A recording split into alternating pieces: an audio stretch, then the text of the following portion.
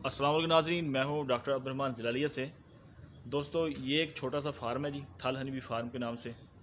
दोस्तों यहाँ मेरे पास इस बहार में जो अभी गुजरी है NARC के साइंटिस्ट खार रफ़ीक साहब और डॉक्टर रियाज साहब और डॉक्टर इसहाक साहब तशरीफ़ लाए हैं। उन्होंने ALP प्रोजेक्ट के तहत लार्वा ग्राफ्टिंग, क्वीन रेयरिंग के बेहतरीन तरीके हमें सिखाए, जिसमें हमने क्वालिटी क्वींस बनाई और यहाँ मेरे फार्म में 25 क्वींस बनाई, जो कि मैंने इनसे रिसीव भी की और इन्हें अपने डब्बों में इंट्रोड्यूस भी कराया।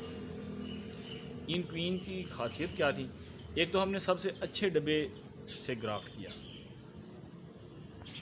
ग्राफ्टिंग कैसे करते हैं, नई क्वालिटी क्वींस कैसे बनाते हैं, क्वालिटी क्वींस कैसी होती हैं, ये हमें पता ही नहीं था। ये हमें इस प्रोजेक्ट की इस ट्रेनिंग के तहत पता चला। ये मेरे फार्म के कुछ डब्बे हैं जी। ये मेरे फार्म के डब्बे हैं जिनको क्वालिटी क्वींस मुतारफ़ कराई। देख लें, डबल चैम्बर हैं, ट्रिपल चैम्बर है।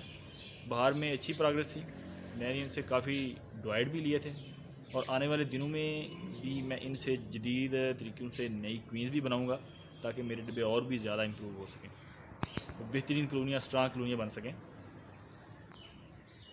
दोस्तों अगर आप भी चाहते हैं कि आपका फार्म डबल स्टोरी हो, ट्रिपल स्टोरी हो, 2, 3 या 5 चैम्बर पर जाए, तो आप भी क्वालिटी क्वींस बनाएं। आप NARC में जाएं, वहाँ से उनसे ट्रेनिंग लें